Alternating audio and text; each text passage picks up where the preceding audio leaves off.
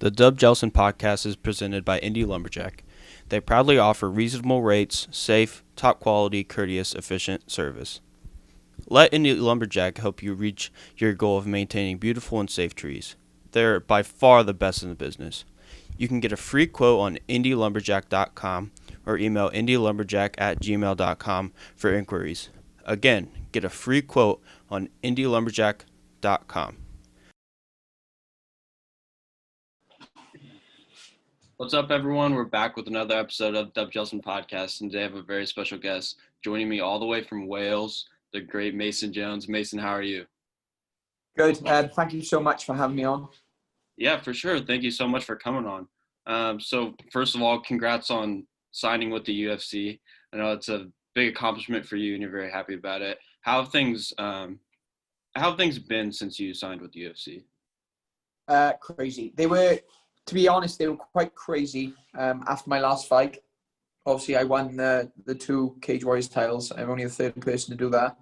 The second since Conor McGregor in Cage Warriors. So everything's been crazy. I've had numerous crazy amounts of messages, sponsor opportunities, sort of fight opportunities. I got offered on 3 promotions before we decided on UFC. Obviously, I always wanted to fight for UFC. I don't know who really wouldn't. But yeah, everything's been crazy good. I've been flat out training. I've just had a short break away to Greece, which it was like a 3-hour flight for me. So with all the COVID stuff and the lockdowns and all sorts, it was just we decided to go away for a short break, just to sort of rest the body a little bit, because I've done a crazy amount of back-to-back camps. So I literally we went out. We had a little bit of I did a little bit of light cardio, which is the running. Apart from that, I just rested and was straight back into camp when we got back. Mm-hmm. You talked about the 3 other promotions. What were negotiations like when you did win that second title? Like you mentioned, obviously you were gonna move on to one of the bigger promotions like UFC, Bellator, One, things of that nature. So what were negotiations like, and what all went into deciding, and what were the other promotions? So my manager handled all of it. He is Graham Boylan, so he manages intensity. So he's got a ton of guys, mainly Europeans, signed with him, and he handled it all. As to the other promotions, I don't know whether you tell me off the tail now. So let's just say there was 2 other big promotions. One of them big on the sort of Asian markets, another one big on the UK scene. So there were some good opportunities and some good offers on the table, but we always wanted to fight the UFC. I mean, like, I grew up watching the UFC. I've always had UFC on my vision board, and I've openly said that I wanted to fight with UFC. So UFC was the option we wanted, and we just literally we held out and had talks to them, because, to be honest, they weren't really taking new fighters on at the moment. They had a few new signings through the Contender and short notice fights. They had all the fights booked up until I think the start of January. I think they had matched nearly all the shows because of the what's it called, the sports program? It's ESPN. It's on, and ESPN have been putting pressure on them to get everything matched. So they weren't really hiring people. So for me to get taken, that just sort of shows my caliber and how much value they put on the double championship status, especially at lightweight and welterweight. Obviously, there's quite a bit of a difference there. Like, it's £15 rather than normal 10. So it's a big step up for most people, and obviously to go in there and stop him in 1 round, it made a statement. Mm-hmm. Yeah, 100%. I remember watching that fight. I was super pumped for you. So have you had any updates for maybe a potential debut, a date, or an opponent? So I actually haven't, and I know a lot of people would be saying that, and then they'd have stuff in the background they couldn't say, but honestly, I haven't heard anything. So I'm literally in the process of doing my USADA stuff now. I've got 1 more piece of paperwork to go back to USADA, just the declaration form. And then we've got to schedule a call probably be around the same time now tomorrow. Obviously, because the US UK time difference is better to be later for them. So we'll sort of time out for a call, and then to be honest, I think I start getting drug tested. I enter the testing pool, and then UFC will sort of try matching me and let me know a date of when they want me. So it could be in a week, could be in a few days, or it could be in 3 months. So it all depends. Like, I just literally got to stay ready. I'm going to be in camp all the way through until I fight now. So if that means I have to stay in camp until next April, I'll just stay in camp over Christmas, diet through Christmas, and keep running, which is not really much fun, because it gets quite cold in December. Like not cold for a lot of the US. Here, obviously we do degrees, so I think it literally drops to about freezing. Maybe there's a little tiny bit below. So I think that's what 50 for you now. It's like 32. 32 is freezing for us for Fahrenheit. Yeah. So it hits freezing, and we just get a lot of rain. So you get a lot of cold rain. So like we've had some nice weather, to be fair, where if it has rained, it's been warm. Like I'm terrible because obviously we use a different system to you, but it's been like warmish rain, so you don't really mind. But when it's freezing cold rain, it's just no fun, especially if you need to run and stuff. It's like ice and it's raining, and it's just no fun. Take me back to California. Yeah. So like you mentioned, you were the double champ in Cage Warriors. Are you going to compete at 155 or 170 in the UFC, or are you going to try to bounce between the two, whichever opportunities arise? No, I'm definitely staying at lightweight. Definitely staying at lightweight. So this fight I took a welter. I actually went in there as a lightweight. Like even though I made 170, like I was drinking before weigh-ins. I went in there as a lightweight. Like I did the same cut I do for lightweight, just for that thing. Just because I wanted to go in there light on my feet fast, and I knew I could still hit hard. I've seen multiple people try and do two weights before, and they go in there heavy, and then you end up tiring out. So I went in there quite light, and I didn't really care about the weight difference, because I had faith in myself. I knew how strong I was. I knew that if he took me down, it'd be no problem for me to get back to my feet. Like, I'm good at counter wrestling. To be fair, I was quite shocked he managed to take me down the way he did. He caught me quite cold on that entry, because I've been doing a lot of sort of defensive stuff. And then I literally was back on my feet, run to the cage, defended the hips, and was straight back on, putting pressure on. And like the weight difference in the striking was nothing. The only time he ever caught me clean was when I made mistakes, so it's no problem. Mm-hmm. Are there any opponents that you want to be matched up with, like anyone that catches your eye in the UFC lightweight division? Oh, 100%. Justin Gaethje for one. Like his striking style, I'd love to fight. Obviously, I'm a little bit away from that. Good. I think I'm a good couple of years. But Justin Gaethje, Tony Ferguson, Dustin Poirier, Dan Hooker, Mike Chandler. Do you know what I mean? Like it's an absolute shark den. Do you know what I mean? Like the people in there and the depth of the division. I do genuinely believe the 155 division is the toughest weight division in the UFC. Not obviously, I know a lot of people argue and say, well, like obviously Jones is heavyweight, Adesanya is moving up the light heavy, but at middle, you've got people like Usman at welter, but just for sort of like diversity and depth and like the volume of fighters, lightweight is definitely the deepest division. You've between lightweight, you got a lot of big guys who make the jump up to welter, and you have a lot of welterweights who try and cut a bit more weight and drop down, and you have featherweights who bounce between the two. So it's one of those weights where because there's such a big difference between lightweight and welter, a lot of people are not happy to go between. They like to stay at lightweight. So it's just a big weight, and like the average weight of a normal person is between 70 to 80 kilos. So if you're gonna fight at a weight, do you know what I mean? It's gonna be at lightweight. Mm-hmm. Yeah, fair enough. So obviously the UFC lightweight champion talked about retiring. He put his gloves in the middle of the octagon, but then Dana's kind of backtracked on that. So what were your thoughts on Khabib essentially retiring at 29-0, and if he doesn't come back, what do you think about his legacy that he's left? Oh yeah, he's left a massive legacy. Like he's 12 or 13-0 in UFC. 12-0, I believe. That's a massive thing. Obviously, Jones is 15-0, but obviously Jones tested positive, which literally just makes that completely null and void.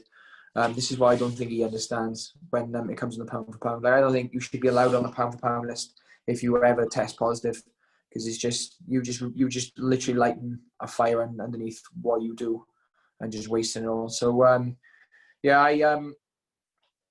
I think to do what he did and the way he did it is insane. Like the guys he beat and the way he's beat them, like to make Justin Gaethje look the way he did is just phenomenal. A phenomenal achievement.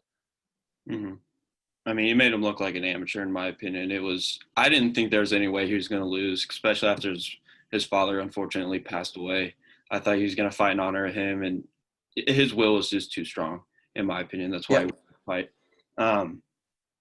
So you talked about Jones and the pound for pound list. Obviously, that's been kind of a big talk of conversation within the MMA community. If you had to pick 5 guys or girls, I guess, to be pound for pound GOATs, who do you think they would be? See, this is the problem. I don't know. I don't actually believe in the pound for pound. Like, I think because you're literally saying, it's like with boxing, they say like, who's the greatest boxer of all time, and you're like, everyone has their own views and their own argument to it, and I don't agree. I believe there's a greatest of a generation. Like GSP was the greatest of his. I don't think there was an argument in that. John Jones was a phenomenal fighter. Obviously, like I said, he tainted it by testing positive, so I think he's out of the talks now. Dillashaw was another one who was doing so well. Was an absolute killer, and then he did what he did and tainted it for himself.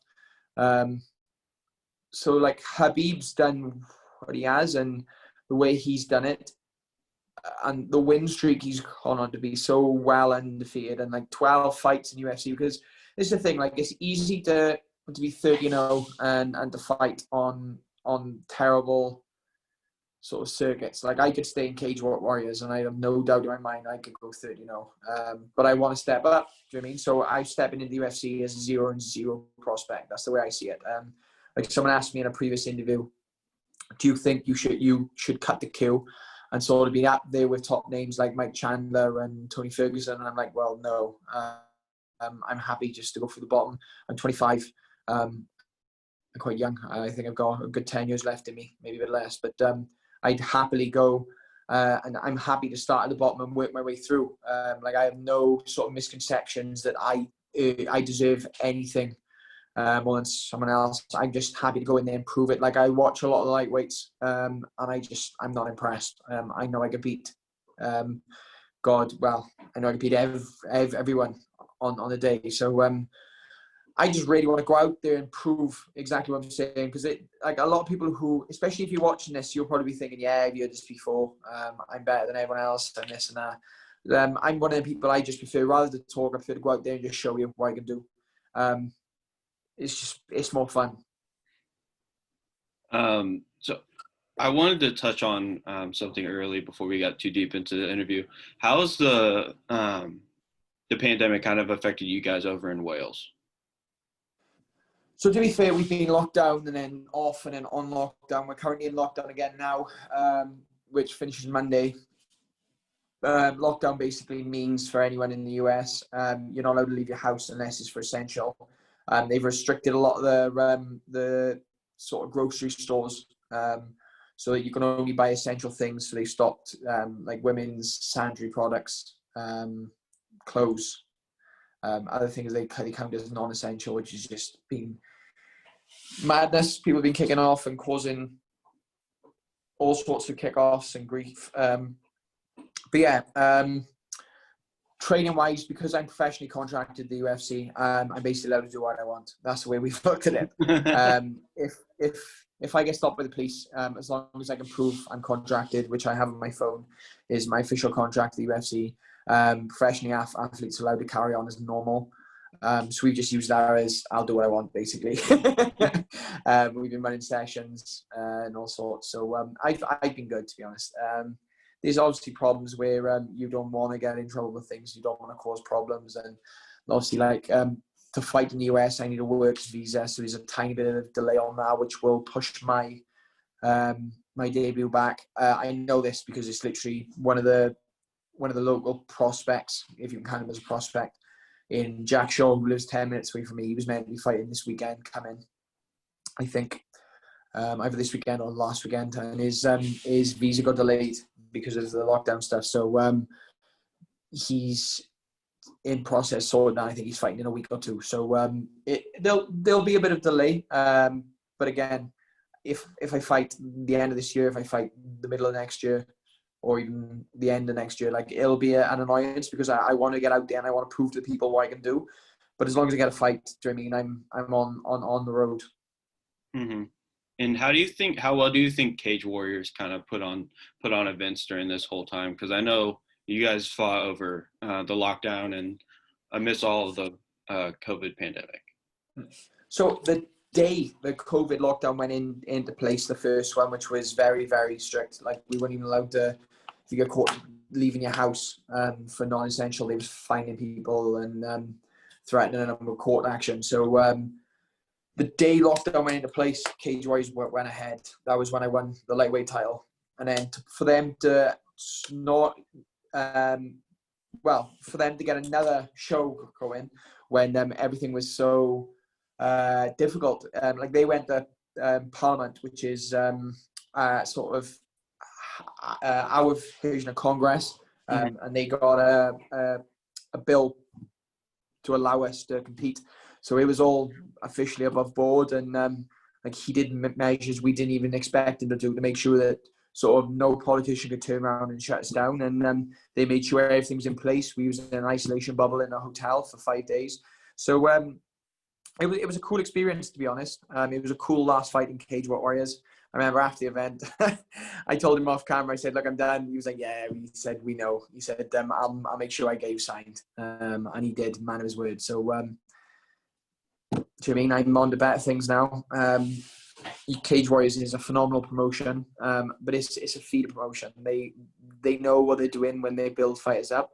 They build them to get taken over to the UFC, and he's happy with that process. And I fully agree what he's doing, because you couldn't have put a UFC card this on the same way they put on a Cage Warriors card, just because of the way fighters get paid, the sort of the level behind it. There's just not a back in for it. Like, there was no crowd in attendance, so all the expenses and stuff had to come out of the Cage Warriors profits. Like, I fully understand if they didn't make a profit in these shows, because the way they run them and the way they had to have all the staff, and they had to book an entire hotel as well as a private venue out for the duration, is just madness, absolute madness. But it was an event. Fair play. It was a crazy event.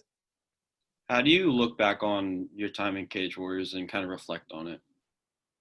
To be fair, I've had a very successful career in Cage Warriors. If I fight for the end of the year, I would have had 3 fights this year, 3 fights last year, and then 6 fights the year before. And then I had like a fight for that, because I did like 7 fights in 14 months. I went on a mad tear. But yeah, I had a crazy career. I fought in different places. I fought in Manchester, I fought in London, I fought in Wales. Obviously now I'm ready to go abroad and start fighting in the States over there. So I've sort of I've had the full experience of sort of competing out of a hotel room, and then fighting in front of home crowds, and like I fought in front of a good couple of thousand people. Like, I think it was like 5 or 6 was the most we've done. I think it was 5. So a decent amount. Do you think you'll ever move things over to the United States, move your camp over here, or do you think you'll always stay overseas? Oh no, sorry. I get excited. I do sometimes, so I cut in a little bit, but I do apologize. We've spoken about definitely doing my camps over in California. Sorry, tired. Like, the weather, the sort of the lifestyle. I love Sacramento, train out Team Alpha Mill. I've done camps over there before. I definitely do a camp over there for the UFC. I just obviously be able to take my coaches over and get them helping me out with things. I like the whole personal touch around the coaches there because they obviously prioritize you. Whereas Team Alpha Mill's got so many good athletes there that they can only give you so much attention. But I've got a lot of friends in Team Alpha Mill, and as soon as I get my work visa, I'll be spending some time in California. So hopefully I can fight before Christmas, so I can get out there in January, February, and away from the cold. Yeah, I mean, I'm going out there. I'm going to Santa Rosa, California, which is like an hour away from Sacramento. Oh, nice. In January. Yep. So maybe if we're there at the same time. So you talked about Team Alpha Male. I didn't know that about you. How many camps have you done there, and how often have you gone and trained or at a camp? Sorry, can you ask that again? I lost you a little bit, that's all. Oh, you're good. So you talked about Team Alpha Male. How often do you go there, and do you do camps, or how often do you go train there? So it varies. I've been out there, God, 5 or 6 times so far. I think I've spent total 6 months out there, maybe more. It was like the first time I went out there for 2 weeks. Second time I went out there for 4 weeks. Have I lost you again? No, are you still there? No, I'm still here. Sorry, my service is terrible. You're good. Have I lost you? I think I lost you. I'm still here. I can hear you. Sorry, I can't hear you on my end. That's all. You keep going on and off. But I spent a month out there after that, and then I spent 8 weeks. Then I spent another month. So I've spent a good amount of time there. And like I said, I've got multiple friends there, and I love the lifestyle. I really do. Like the way they train, the amount of pros on the mats, the weather, the food, the ease of everything. It's just Sacramento is such a quiet place. It's such a quiet, lovely place. Like the town I'm from currently. So the town I'm from has got a population of about 4,500. So very, very, very small. So I like Sacramento because it's even though it's the capital, it's very country feely. And do you know what I mean? It's just a really welcoming state. Mm-hmm. So in Wales and other UK countries, how big is MMA there compared to it is in the United States? So it's mainly the main difference I'd give you is population density. So obviously for population in the States, you massively overpopulate us. So especially with wrestling programs and all sorts. So we don't have combat programs in school. Like they'll teach rugby, which is sort of like NFL, but with less padding. That's our national sport. So that's mainly taught in school. So there's obviously a more specific part of people, but MMA is on a massive boom at the moment.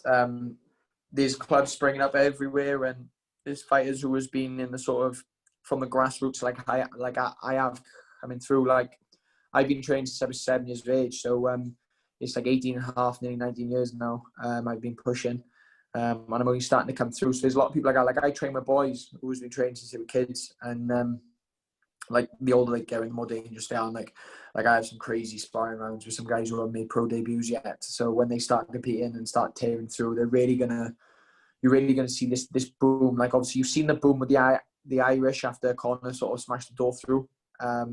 He helped massively in getting us noticed, and then obviously with Mike Bisping doing what he did as well, it just sort of really tore the doors off UK MMA. And then the Welsh fighters coming through like Jack Shaw, Jack Marshman, John Phillips, Brett Johns, all these people, they sort of cemented our position, especially with like Brett Johns pulling a calf slicer off, obviously Marshman with his knockouts, Phillips with his knockouts, and then with Jack Shaw tearing it through the bantamweight division. You really are going to see more and more people coming through. Corey McKenna, she also trains out Team Alpha Mill. She's Welsh. She's pushing through. She'll be looking for a UFC debut soon. Do you know what I mean? It's just the level of people coming through. You're just going to see more and more. You're going to see more and more people carrying our flag in.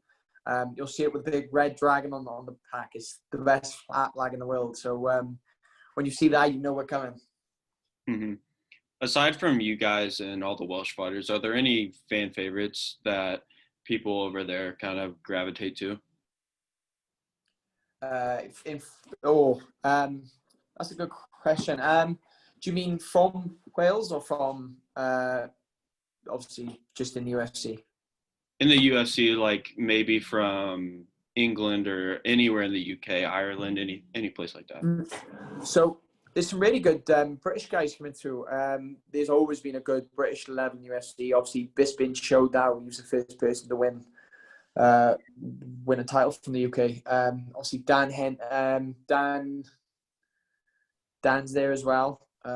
Dan is the other person to win a Cage Warriors double championship.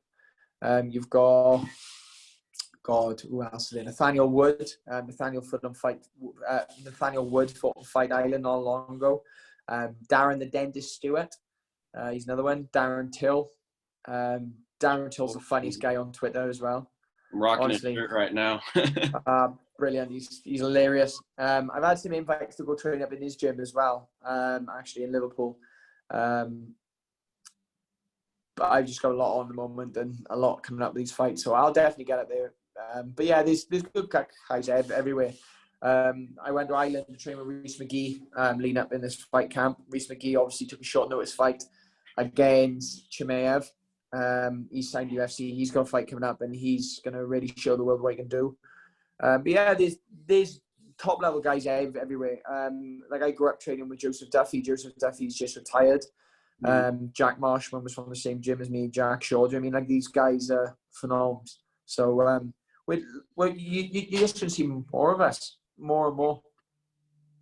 Are there any of those guys that you kind of look up to, or anyone else in the UFC that may not be from your part of the world? I don't idolize people. I just see targets. So yeah, we've always had this thing. You never see idols, only ever see targets. So we always pick out what people do well. Like Mike Bisping was unbelievable off his back. His ground and pound from his back. GSP's pressure game.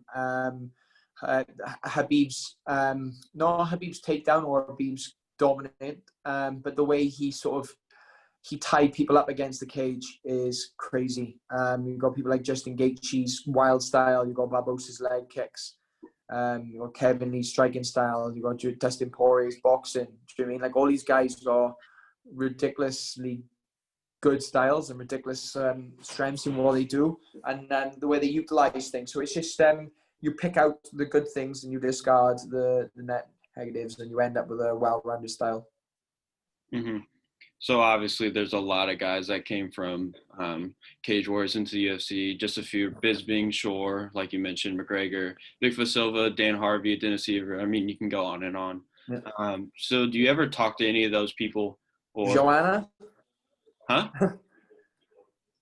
Joanna Jodajevic was from Cage Warriors as well. Oh, she did? I didn't know that. Yeah. So do you ever try to talk to any of them and see how they went about things when they made the transition to the UFC? Not so much. Like we just sort of trust in Cage Warriors. I do speak to him. I had a good message off Dan Hardy after I signed. Forrest Griffin dropped me a tweet. But I speak to Jack regularly. Whenever something's coming up, we drop each other a message. But yeah, no, really, no. Do you mean everyone's on their own journey and everyone's on their own path? So we trust in Cage Warriors. When you're coming through, you know that they'll get you signed if you do what you're told and you beat whoever's in front of you. Because they will. They just gradually keep stepping up your opposition until they see you as ready, and then you get signed. They're more than well-rounded. They've sent over 100 fighters into the UFC now. I'm sure number 100. When we spoke about it, we did not. First of all, we thought it was 98. Then the amount of people that got signed during the COVID lockdown, they said I'm either 100, 101, 102, 103. So I'm going with big 100. Sounds the best. So I'm number 100. Well, congrats on that. Thank you very much. Obviously, when I first saw you fight, I was reminded of obviously Conor McGregor. He's a double champion Yep. Cage Warriors. So do you kind of, I mean, not try to emulate that, but do you feel that people might think of you guys the same?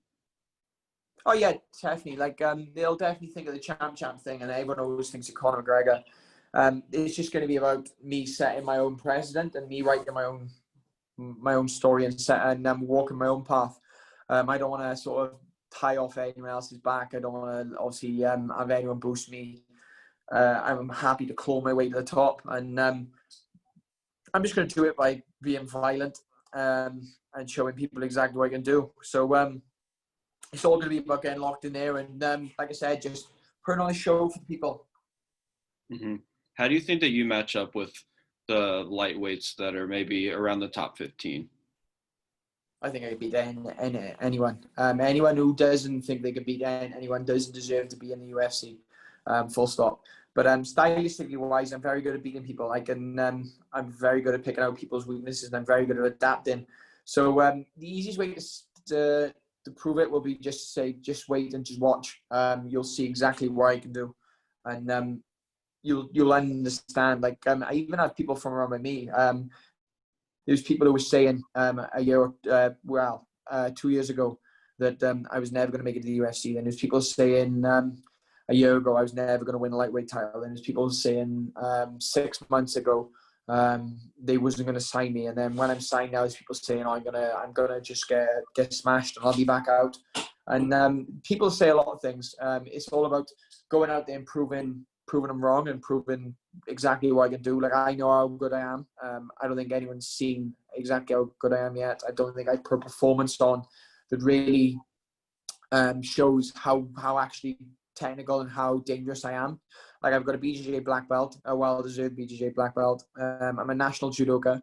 I've got very good wrestling. I've got dangerous striking. I'm a black belt in kickboxing as well as being a professional ex-boxer. So, do you know what I mean? Like, what can I not do? I've got very good Muay Thai. I got very dangerous Taekwondo style kicks. So I'll knock you out anyway. I'll take you down whenever I want. And I'll literally dodge. I'll make you whether we're standing, whether on the ground, and then I'll submit you when you've had enough. Easy as that. What's your message for those people that were kind of hating on you, telling you can't do all this stuff? Just watch and enjoy. Whether you like me, whether you hate me, it doesn't matter. You'll be watching. That's all that matters. Mm-hmm. And I'm going to have to wrap this up, but before I let you go, it appears that McGregor and Poirier are going to fight here in January. Contracts aren't signed yet. But if that fight does play out, who do you think wins? Hey, I'm hoping to get on that card. That'd be a lovely card to me. I think that's in Texas, isn't it? It's in Texas? It should be. Yeah. So there'd be a lovely spot for the new champ on that card. That's all that matters. So hopefully I'll be on there if I'm not out before. So keep an eye out for the new champion because I'm coming. All right. I mean, thank you so much for coming on all the way from Wales. I really appreciate it. And thank you so much. Good luck. We'll keep in contact. And I mean, I see you being the lightweight champ here pretty soon. Thank you very much. And I hope your studies are all going well, mate. All the best. And I hope everyone's safe and well with you. And if you're watching at home, stay safe. Look after each other. And like I said, just tune in and watch the fights. Yes, sir. Thank you very much. Thank you. Speak soon. Bye.